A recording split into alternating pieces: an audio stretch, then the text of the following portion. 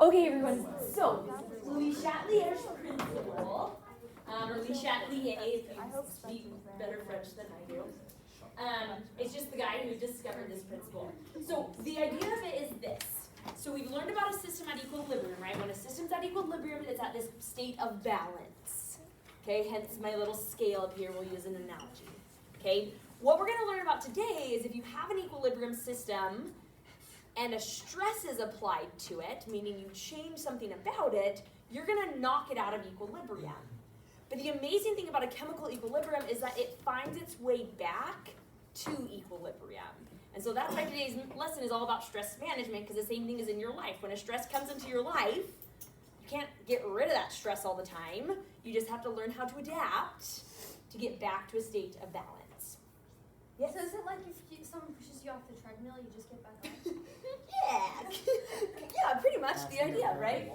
Now, what we'll learn is that sometimes you can't get back to the exact same equilibrium. So sometimes you can, sometimes you get back on the same treadmill.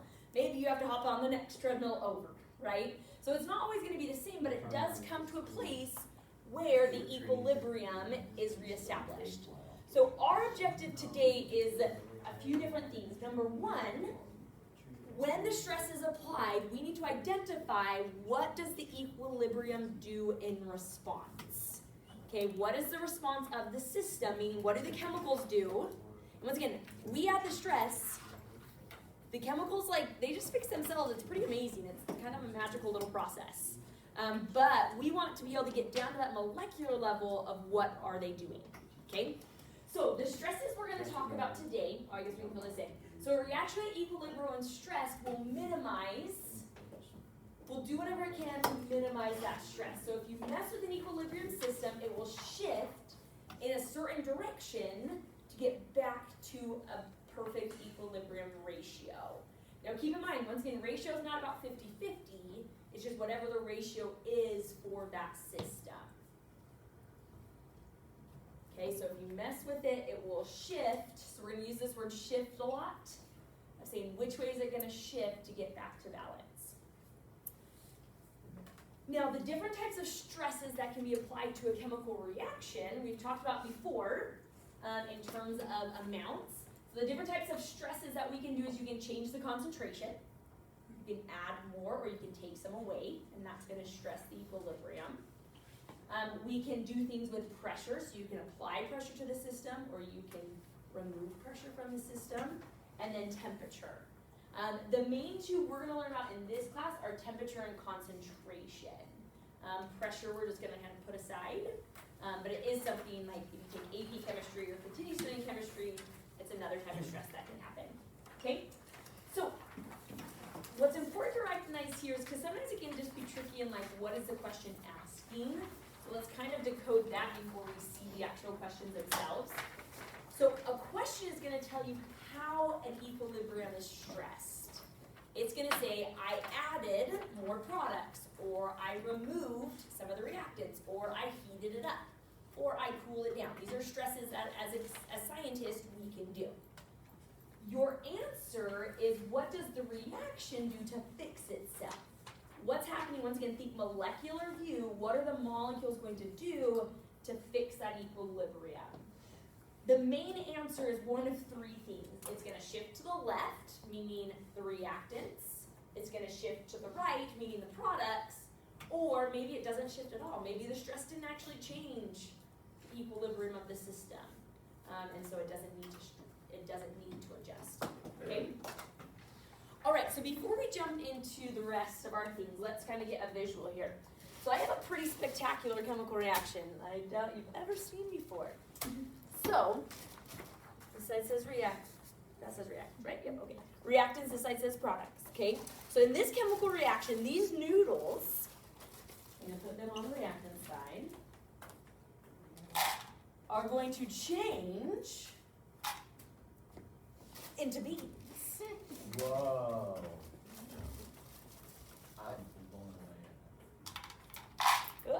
Oh dear, making a mess. No, you spilled the beans. Okay, are we decently leveled? No, some products is a little bit higher. Maybe a little bit more. Just a bit more on the bean side. something. Oh, it's gonna step on that book. Is that ish? That's good. Good enough? I know. It was stuck in the book. Can't so tell it's now slightly it's homemade.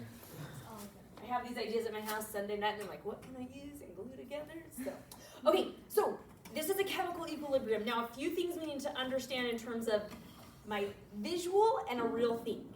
Okay, in an actual chemical equilibrium, it's a single beaker. You don't have beaker A and beaker B, and the molecules are like boing, boing, boing, like jumping back and forth, right? We separate them to visualize it, but in real life, keep in mind it's one system. Now, what does it mean if this is at equilibrium right now? What's going on that we can't see because it's molecular level view, Justin? The noodles are changing into beans and the beans are changing into noodles. Right, so every time a noodle turns into a bean, or beans turn into noodles, right? Now, it doesn't have to be a one-to-one, because technically in terms of mass, do beans and noodles weigh the same? No, so it's probably like 3 beans from Right, something like that. So that's the thing, once again, it's not 50-50.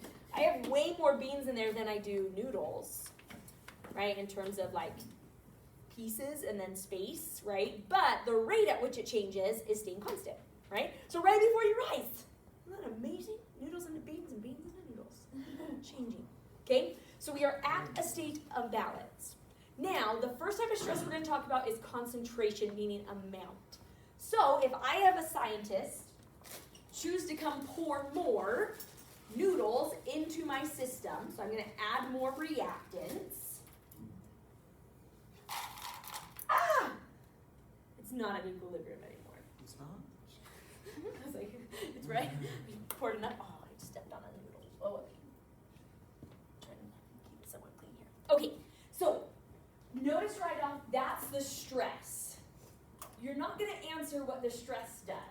You answer what the system does to get back to a state of balance. So now at this point, hands off. I'm not doing anything as a scientist. Don't say anything out loud, but think in your head. What can the reaction do to get back to a state of balance? Raise your hand if you come up with an idea. So don't say anything out loud, but what can my reaction do to get back to a state of balance? Give you a second to think.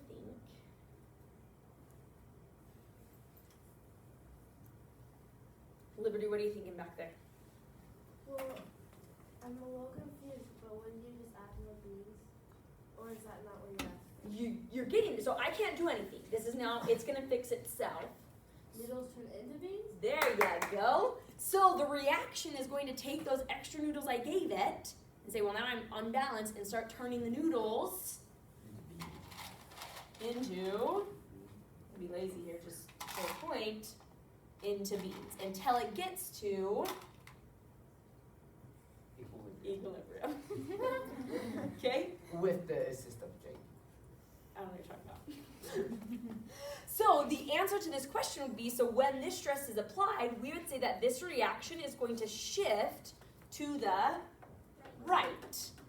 Because in order to make it balanced, we need more things on the right side.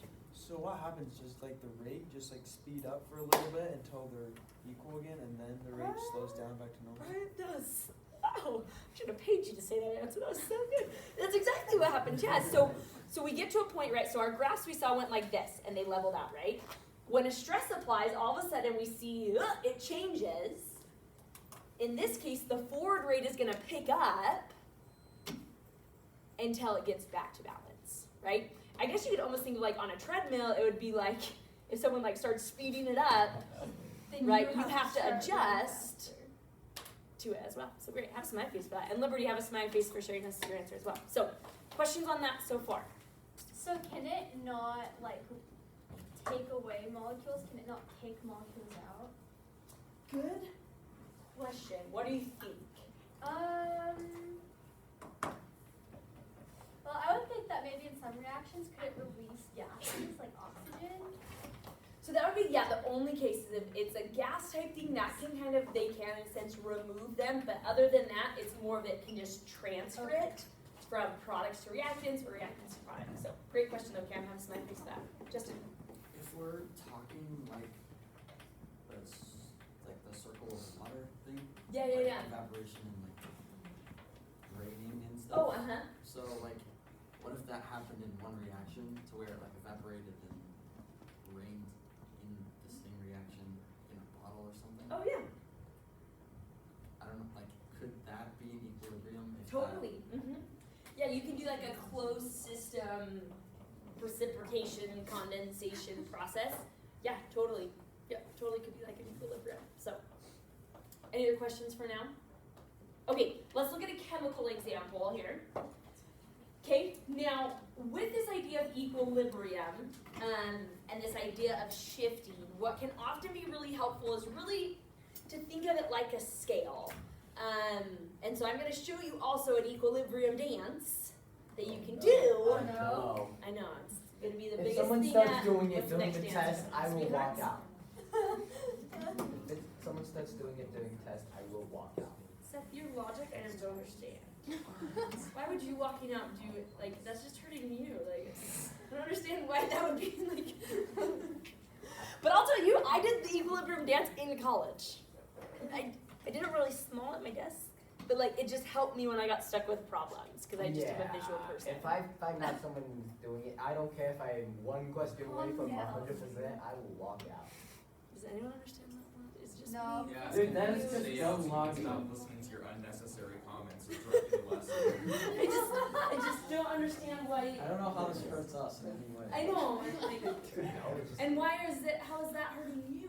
I mean, it's It not hurts- like it we hurts don't you like more you, than it but hurts like the that. other You haven't We're even not seen gonna the stop dance. class just because you walk out. Start lining up, Okay, right? so let's talk concentration here. Okay. I will. So if the concentration of the reactants is increased, it's going to shift in whatever direction needs to go to use up that excess stuff that was added, right? So just like we saw with the noodles, we had too many noodles, so it's going to use the noodles up and turn them into beans. Vice versa, if I added beans, then it's going to use up the beans and turn them into noodles, okay? So that the reactant concentration decreases, the product would increase, and it gets back to a state of equilibrium. That's the concentration. The action is Put those in.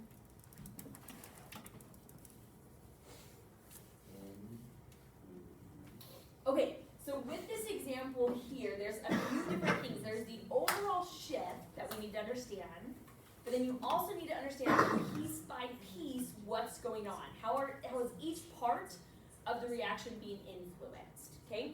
So for example, let's do, there's supposed to be a little bit more space around, well, there's a little bit. Okay, we'll come to it here in a second. Do you have room to put arrows? Yeah. There's not tons, but can you write little arrows? Okay, so this right here, label this arrow as the stress arrow. Okay, so we chose to add more of this to my reaction. Okay, make sure you know which is the stress arrow and which is the results arrows, right? Because otherwise it can be a little bit confusing. So this is the stress. Okay, so if I have my reaction, turn yourself into a scale, everybody, like so. Okay, so this is my reactant hand. I'm marrying you, so this is my reactant hand, this is my product hand, right? So if I add more reactants, what happens to my scale? Right? And you gotta think like a scale if you're gonna use this, because scales go down, right? So you gotta remember, don't go up, go down. Okay, so to get back to a state of balance, what's the scale gonna do?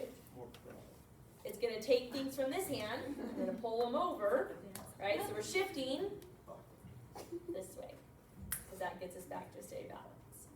Okay, so as a result, so this is the stress, what's gonna happen to the amount of these in my system? Point up or down depending on what you're thinking right now.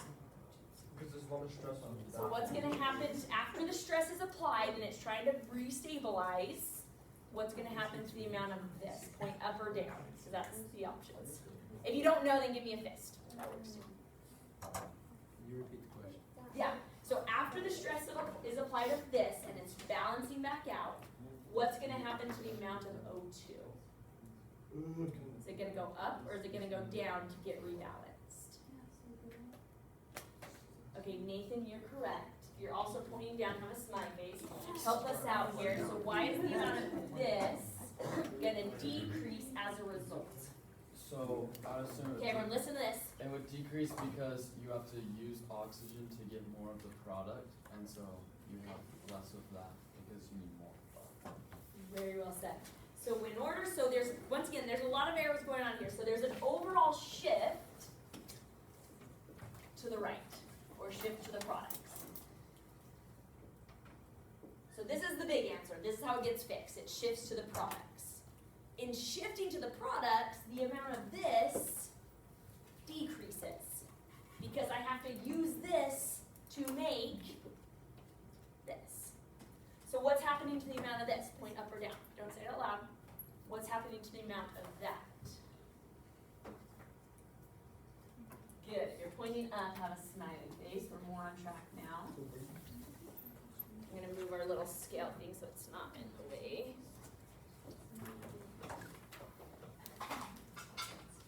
Okay, so stress is applied. The reaction is shifting to the products, causing the amount of this to decrease and the amount of this to increase until it gets to a new equilibrium.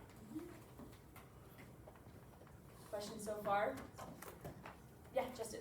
So, coming back over, like, as it gets to equilibrium, coming back over from the right side to the left side, is there ever going to be, like, the same amount of O2, or is it gonna just keep going back and forth, so that the two SO2 is gonna always have more than the O2? Same amount in terms of like these two amounts? Yeah. Yeah, so since we added more of this, yeah, there's no physical, that's why it's kind of like it's a new equilibrium where the amounts may have changed, but it gets to a new place of unchange again. So, but yeah, it can't ever go back to where it was before because you can't destroy matter, right? So, yeah, great question. Any other questions so far? Okay. All right, let's fill in some blanks and then we'll do some more problems here. Okay, so what we say is that the forward reaction is favored because more products are being made. So exactly what Brian brought up earlier, where that forward reaction is going to go faster for a little bit until it gets to where it needs to go. Okay, so our equilibrium is going to shift to the right to decrease the concentration of the reactants.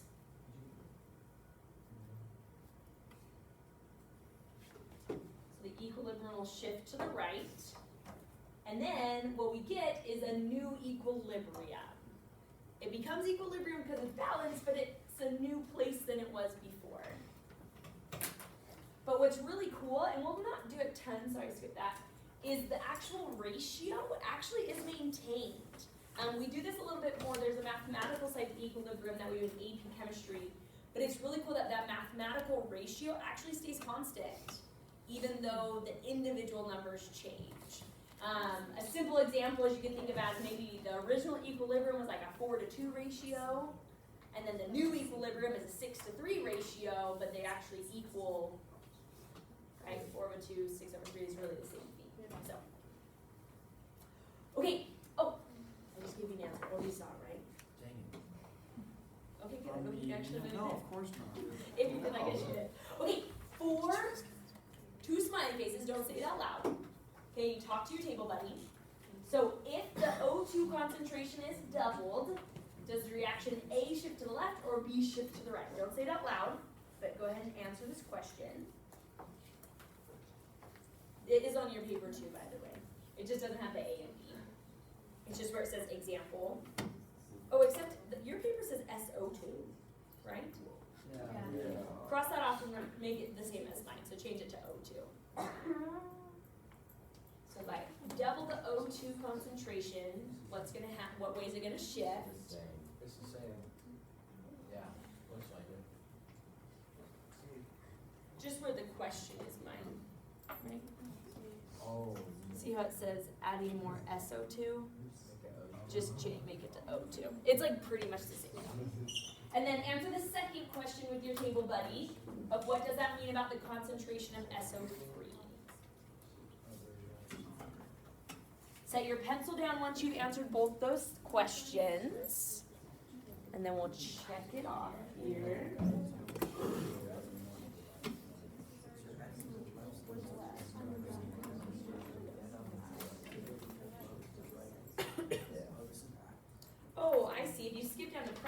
problems, it does match. There's just another random problem in the middle. Oh, problems are problems. So. Okay, everyone have an answer?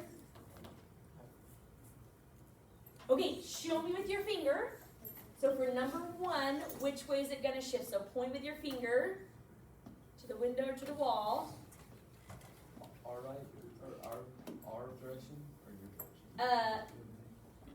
Looking at the equation, how you're looking at it, yeah. So is it going to shift to the reactants, the products, or is it shifting to the reactants when O2 is doubled? Show me your vote, because that will help me help you.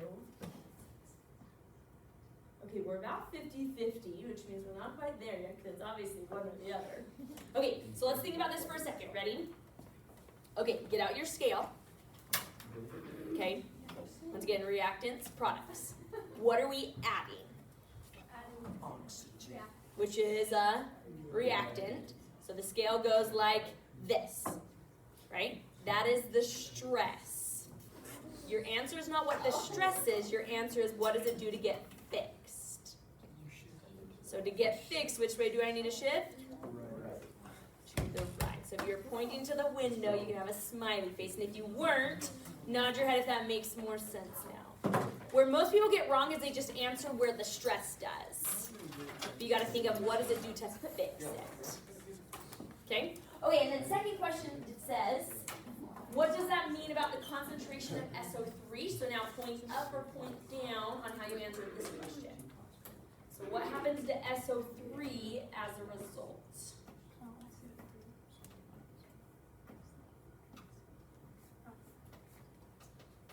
Okay, so here's our reactants, here's our products. SO3 is a product. If I'm shifting to the products, that means I'm making product. If you're pointing up, you can have a smiley face, that is correct. Questions on that? Another analogy, the scale one works great, but you have to think like a scale, and that's where sometimes some students get confused, is because a scale like does opposite, right? If you add more, scales go down. So another visual, if it helps you, if that's confusing you, that I read in a book somewhere, is you can visualize an equilibrium like digging holes, okay? So imagine like you have your reactant and product side, that's your dirt, okay? And they leveled ground means you're at an equilibrium, okay? So if I add more dirt to this side and I want my dirt to be level, I need to move dirt from this side to this side. So that means I'm shifting to the products. So you can think of it as like moving stuff over to keep them balanced. I don't know if that helps anybody, but sometimes this scale confuses students every year. But okay, so once again, the forward reaction is also favored if you decrease things. So we talked about, Cam brought up like that the reaction can't remove stuff, but a scientist can. I can take stuff out of a beaker very easily, right? So instead of adding things to reaction, I can also remove things. So this is my chemical equilibrium again, okay? So now let's do our arrows again. So the stress is I'm going to decrease the amount of SO3. Once again, label this as your stress.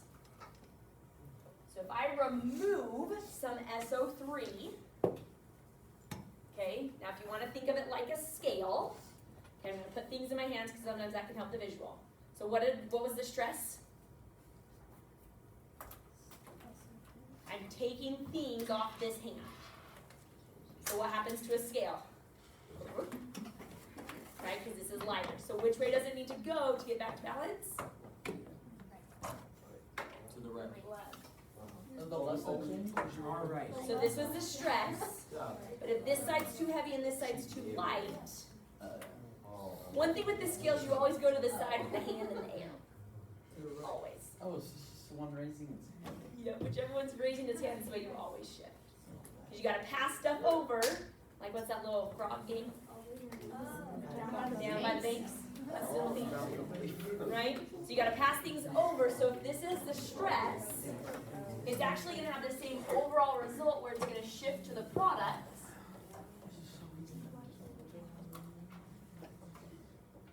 Right, so this is the result.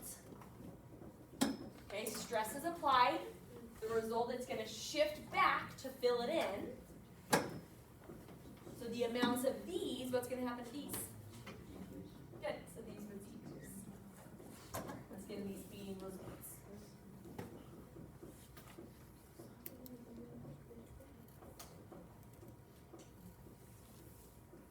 Questions on that? Yeah, Justin. So everything would just be less than what you started with? Yep. So this is actually one cool way because we talked about like equilibrium systems don't go to completion, right? Because they're always just going back and forth. But let's say like I'm a company and I like want to make this, right? Well, if I can't get it to go all the way, if I remove this, it forces it, and you actually can like kind of make an equilibrium go to completion. Think about it, it's not real, but it'd be really cool if you think of baking cookies, if it was an equilibrium, what that would mean is every time you eat a cookie, a new cookie would get made. Wow. Because you're removing product, so it's going to make more product. And then no one gets fat. Or you just like eat Or you cookies. just Too big cookies. Or you just eat them.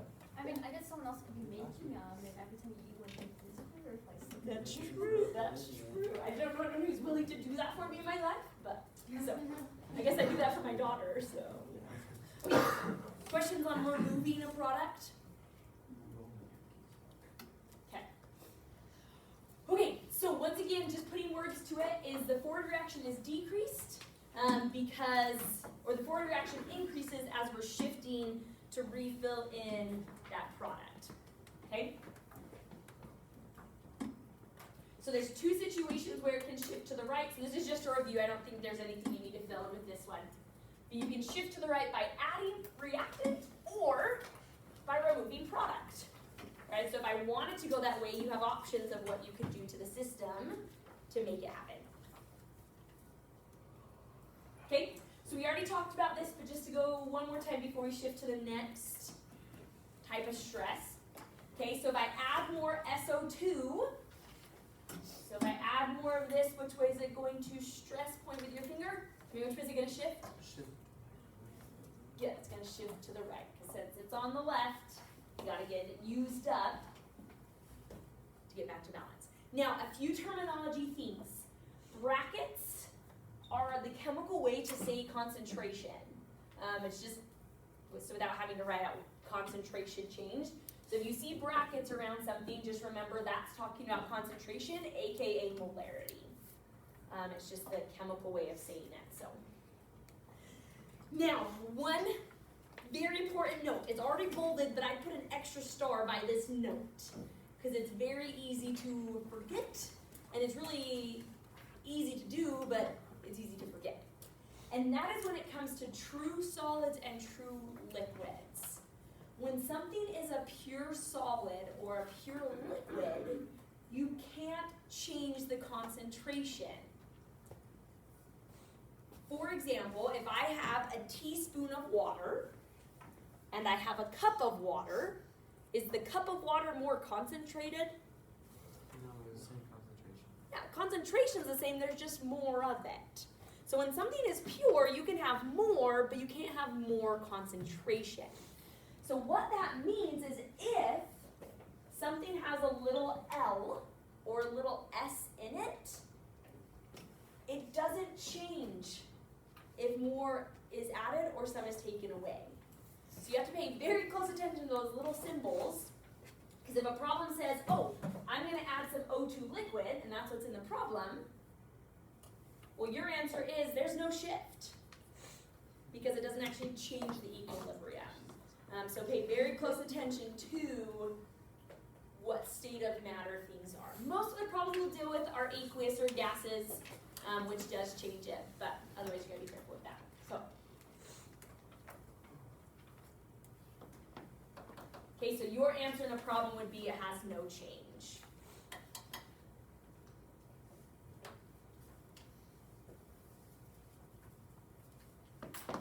Okay, questions on concentration?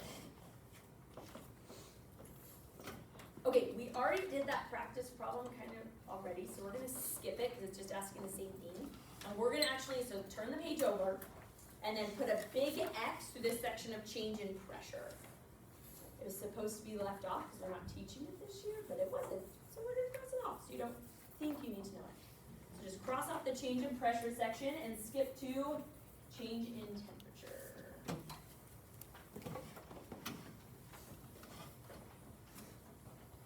Okay, everyone on the right page? Okay, really quick, before we do this, everybody stand up. Look like you need a quick stretch. Stand up. And while you're standing and stretching, turn to your table buddy and tell them a song that would represent your life right now. Where does it go? Maybe that's too deep. I'm sure there's a song. Probably is. They're all from the best.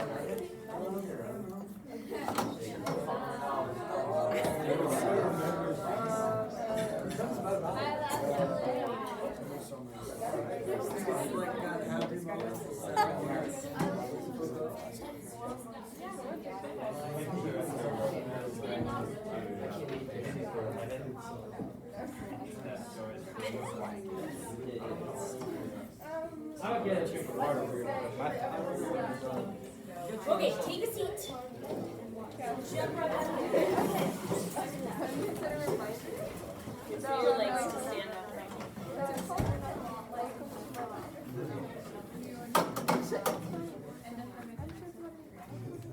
Yep, coming right back up. Okay, so with temperature, what's really cool, so we're looking at now, okay, so if I have an equilibrium system and I heat it up, or if I cool it down, what is the system going to do in response to that stress?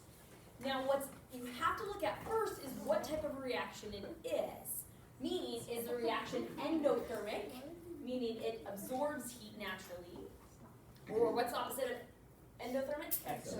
Exothermic, meaning it releases heat, right? So, when we look at it, you have to first figure that part out. So we're going to review really quick how you know whether a reaction is endothermic or exothermic, because then that changes how the heat affects it. Yeah. There's an exoskeleton, is there an endoskeleton? Say that again. If there's an exoskeleton, is there an endoskeleton? Well, Wouldn't it sort of, Don't yeah. we technically have endoskeletons? Yeah, because like ants and stuff have exoskeletons, because like their skeletal muscle is on the outside. So I would guess that we're endothermic. That's a good connection though. I've never heard of it, like, but yeah, that would make sense. Because like, they're just like Greek or Latin prefixes, right? So, yeah, good connection, right? Okay, so with this, there's a few ways we've learned to identify whether a reaction is exo or endothermic, okay? So let's make sure we understand all the different ways so you can see a problem and know whether it's exo or endo. So the first way is sometimes it will say, here's the equation, and then it will say delta H equals a value, okay? A negative heat value means that the heat is leaving the system, meaning it is exothermic. So make a little note to yourself that negative delta H means exothermic, okay? Another way, which is how it got written on your paper, is if the number is on the product side. So see how the 92 is written on the product side? Yeah. That's another way of showing it's exothermic. And in terms of equilibrium, that's the way I like to write it. Because then all of a sudden it just becomes very clear what side of it is the heat on. So I would, if it's not written in the problem, like in the equation itself, I would always add it to it so I can see where is the heat. Is the heat on the reactant side or is the heat on the product side? Because if you do that, then really you can look at it just like what we did with concentration. In terms of, okay, we added more product, it's going to go to reactant or vice versa.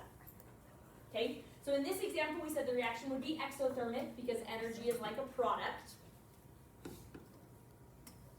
So if, get my scale out, okay, so if heat's a product, and I increase the temperature, what's the stress going to do? So the product's over here, so originally it's going to go like this, because I added more product. So to get back to equilibrium, I need to release heat by going the other direction. So it's really the same concept as long as you know what side the heat is on. Okay, so an increase in temperature would shift the reaction to the left because heat in this case is on the right. Or we could say that it is reactant favored, and then vice versa, a decrease in temperature would cause it to shift to the right.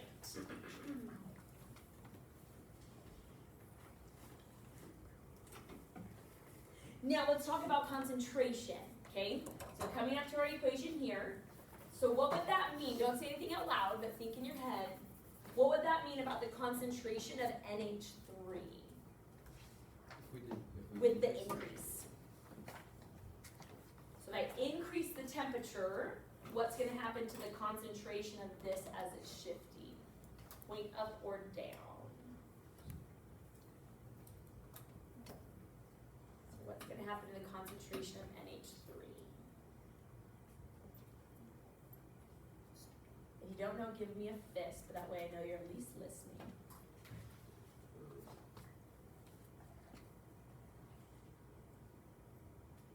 Okay, we're mostly there. We're either there or we just don't know. But most are on the right track. Okay, so here's my scale, right? So originally we got stressed. So to get unstressed, which way am I shifting? To this side. What side is NH3 on? The side that's too heavy. So I have to remove these, right? I gotta pass them over. And so NH3 would go down. So if you're pointing down, you can have a smiley face.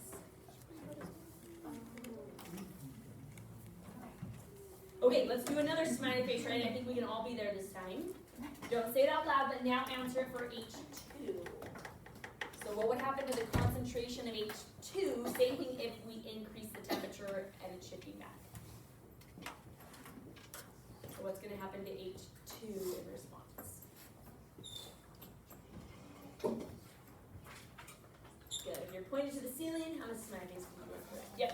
Because these things are being taken over and placed on that side. Good. Very good. Okay, I think that's it. Okay, any general questions before we just do some practice with this? Okay, go to your assignment packet for me, everybody. And the main homework assignment tonight is the one called Chemical Equilibrium.